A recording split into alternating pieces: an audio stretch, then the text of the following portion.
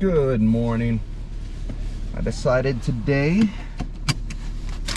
after getting ready, picking up some, well, 2 extra donuts, just plain donuts. I had a maple one with a coffee at Wall Drug just now. 5-cent coffee and a donut, can't be beat. I decided to go to Rushmore. Rushmore opens at 5 a.m. which is pretty early, but what I'm gonna do is it'll take an hour and a half to get there. It's 8:22, so 10 a.m. I'll be there, walk around. I'm gonna have lunch there, and today's the day I check into Rapid City because old Max here, well, he's not old at all, but Max here has gotten up to 5,000 miles, and that's around the time that Toyota requires, recommends that you do an oil change and tire rotation. So I'm going to do that. Considering all the dust that we've had up here in South Dakota, I'm also going to do an air filter change, probably. I'll ask them, because appointments at that Toyota in Rapid City are booked up until October 26th, is what the woman said. So I asked her if there's any way. She said what you could do is just drive it in at 7:30 a.m. and we usually get it done. So I said, okay, that's what I'm gonna that's what I'm gonna try to do. There's no appointment, but you know, just leave it there and hang out in Rapid City for 2 days. Get some work done, do some laundry, and then we'll figure out what to do, because this weekend there is in Custer State Park the Buffalo Run.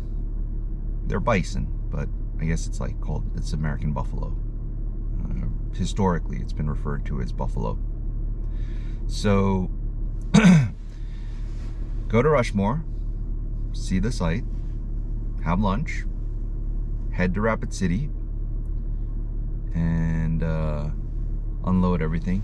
Probably wash the 4Runner, pick up a carbon monoxide detector, although my 4Runner keeps shutting off after an hour. It's got an auto shut off. I'm not sure what to do to defeat that.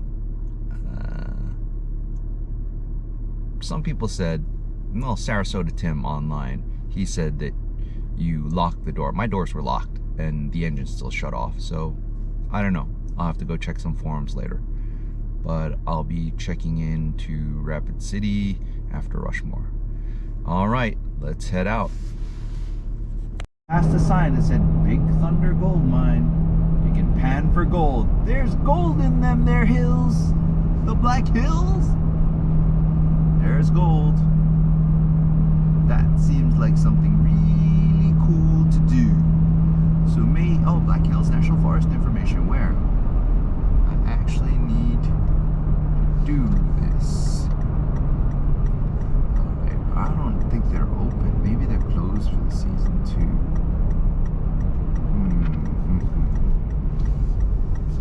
I wanna get some information on dispersed camping. Visitor information. Visitors. You know, I hope it's not like the grasslands where... Turn right. Alright, I know. Hold on a second. In 500 feet, keep left, then turn left. I hope it's not like the National Grasslands office where they close for a season. No overnight, no commuters. Keep left, Nobody then here. turn left. There's nobody here. But Smokey the Bear is here. Smokey the Bear is here, which is really cool. I'm gonna park, well, not in the handicap spot, but I'm gonna park where Smokey is. Hi, Smokey. What's going on, Smokey the Bear? Cool. Smokey the Bear. Only you can prevent forest fires. Only you can prevent forest fires. What a marketing campaign. And that sticks with you generations. Maybe we'll see one of those, the great horned owl. Huge. Okay, at the center, we have a lot of information about the Black Hills here. Fishing, handbook, hunting, trapping, hiking, geocaching, wow. And all the regular South Dakota information. It's a good resource the government puts out, National Forest Service. Government puts out a lot of information. Now I'm here to get some information from them, maybe some maps on dispersed camping areas, because that's what they would know, which are some of the better areas to do dispersed camping here, which is basically boondocking, free camping.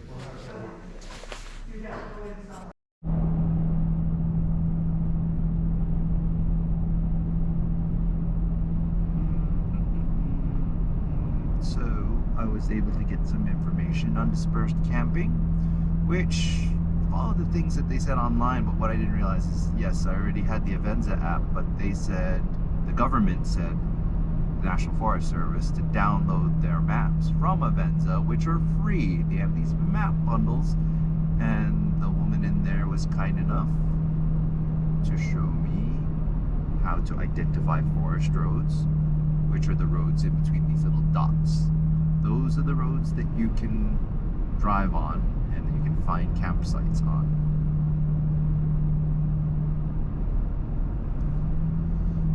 You know, it's very interesting after spending several days in the Badlands area and you get to the Black Hills and there's just this overwhelming sense of greenery. It's such a contrast because you're in a desert environment in Badlands, and now in the Black Hills it's lush and green. From a distance they look black, and that's why they're called the Black Hills. But when you're here up close, it's just lush, dark green pines. Black Hills National Forest. Well, here's another area of interest. Stop at later. But I'm going to Rapid City tonight. I'm just going to see the Rushmore monument. And yeah, get that done. And then later on I'm going to go to Crazy Horse, but not today. I'm going to have lunch at Rushmore. Well, we'll see. Maybe we could see Crazy Horse. I just feel like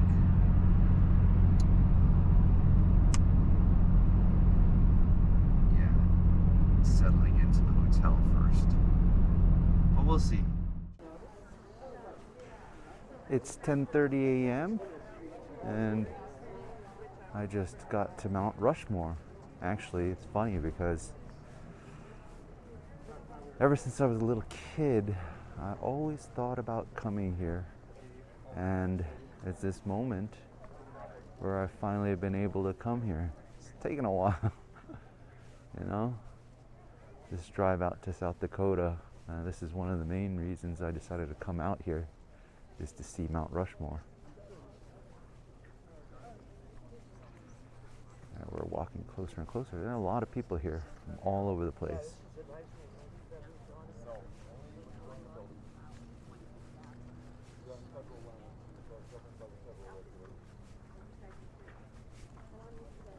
All right, let's take a look. My knee bothers me when I walk this slow. Hard to walk this slow. No, you mean we can't go very fast.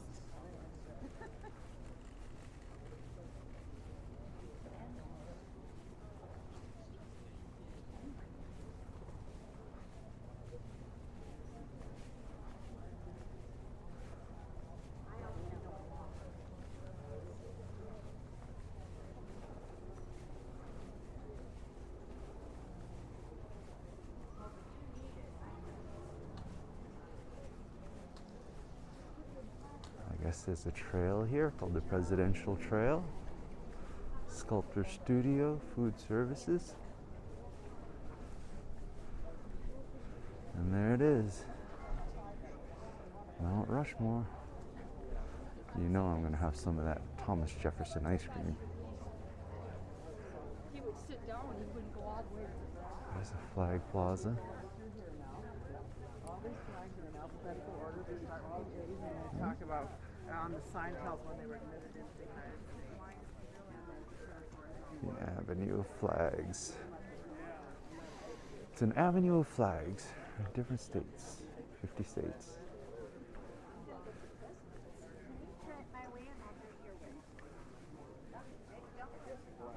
A lot of people taking photos.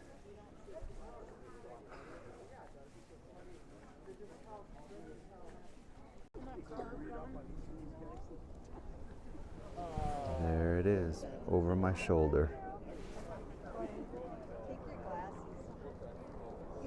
And it's a beautiful day here, South Dakota, Black Hills. Amazing.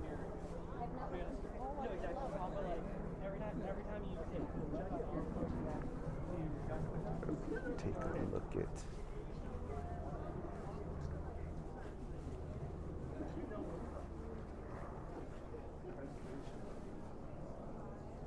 at all the people here enjoying the day.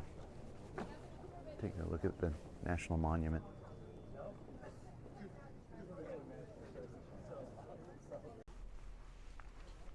So right now I'm walking to the sculptor studio.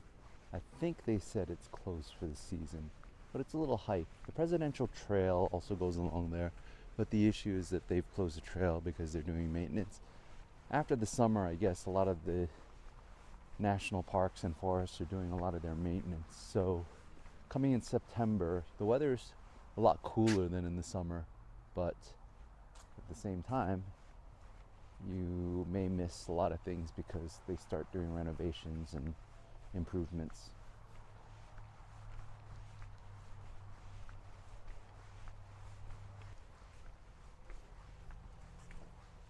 Do you know if the sculptor studio is open or it's closed? Do you know? I'm not sure. Oh, okay. Oh, okay, thank you. That makes sense. That was easiest.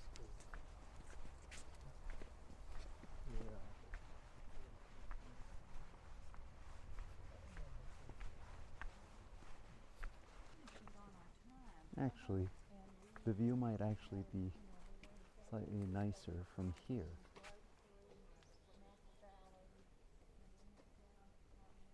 You can see it's not as open, but the area is a lot quieter. Most people want to see it from that angle. I think it's nice that the monument's framed by the trees over here. And also, if you take a look around,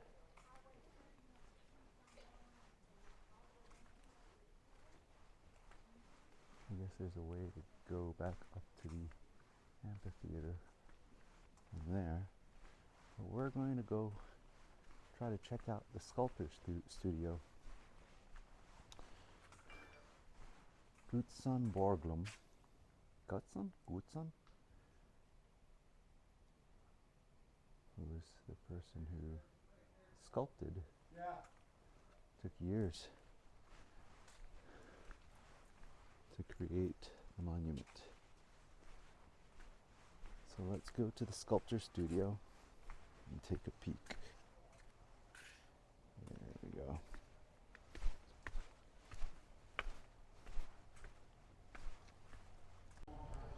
Well, as you can see, the studio is open.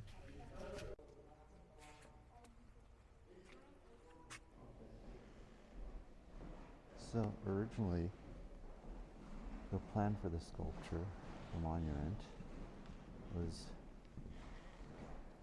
not just a set of heads, but actually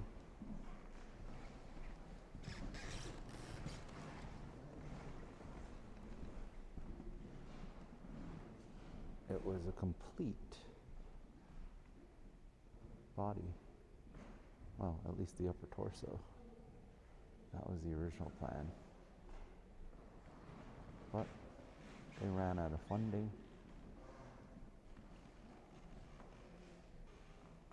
And so we have the heads.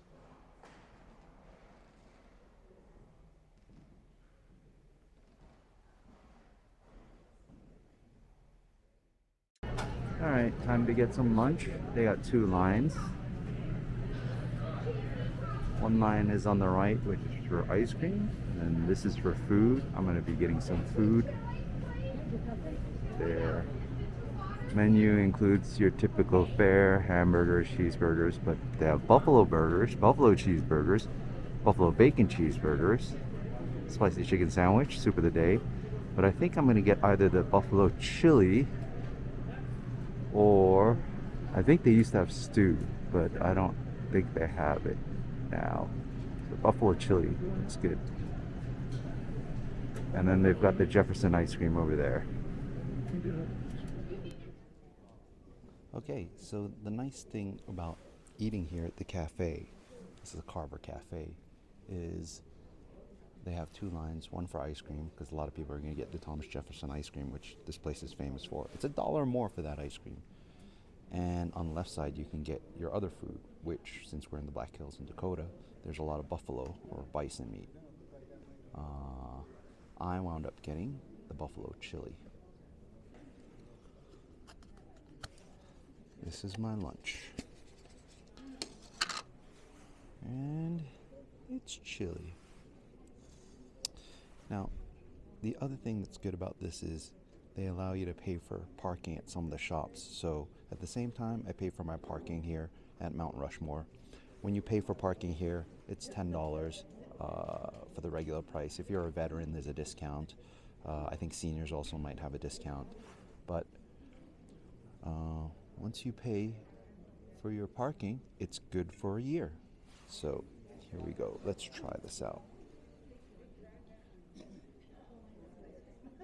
Mix it up a little bit. There's hunks of buffalo in it.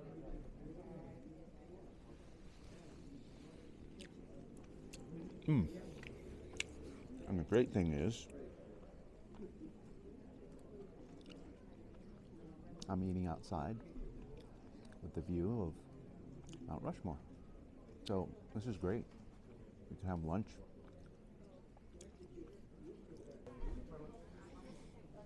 There's definitely big chunks in this chili. Chunks of ground buffalo.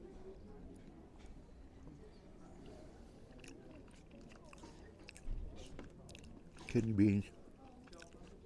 Nice tomato flavor. You know, nothing spectacular, but pretty standard chili. It's thick, not watery.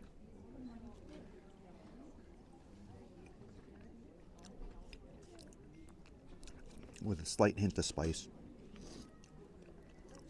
It's not too spicy.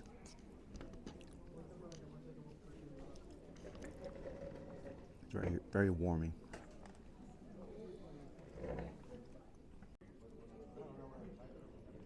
So, what do I think of buffalo chili compared to the buffalo burger at Wall Drug, which was, you couldn't tell the difference. This one is, it's a bit more gamey. Definitely different from beef in terms of it having a bit of a gamier taste. Thomas Jefferson vanilla flavored ice cream, the bestseller at Mount Rushmore.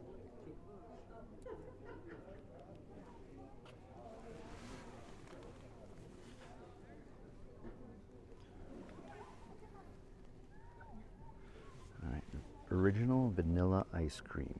This was the original recipe from Monticello, Thomas Jefferson's plantation. He was able to make ice cream year-round because he had an ice house.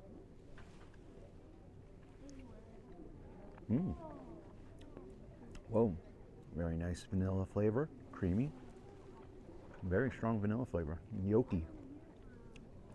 Very yolky. But